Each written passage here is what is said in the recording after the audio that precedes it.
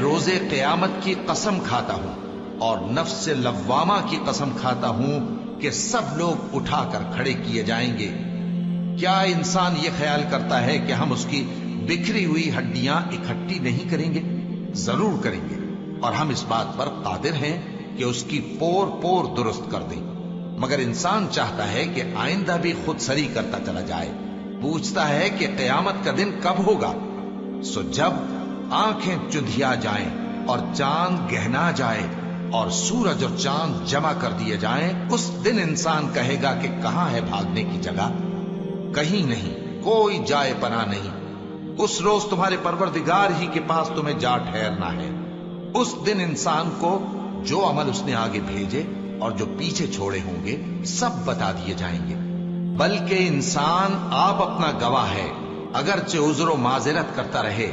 اور اے پیغمبر صلی اللہ علیہ وآلہ وسلم، وحی کے پڑھنے کے لیے اپنی زبان کو تیز تیز حرکت نہ دیا کرو کہ اس کو جلد سیکھ لو۔ اس کا جمع کرنا اور پڑھانا ہمارے ذمے ہے۔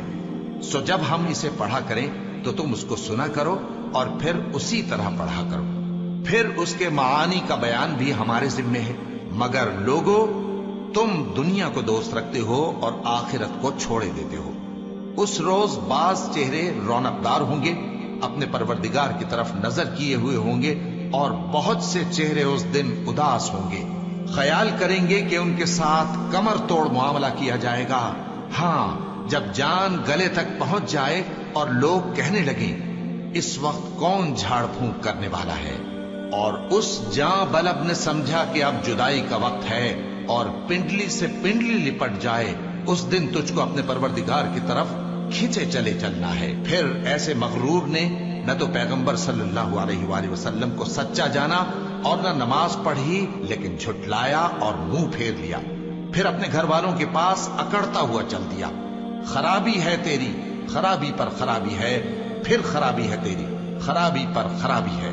کیا انسان یہ خیال کرتا ہے کہ اسے یوں ہی چھوڑ دیا جائے گا؟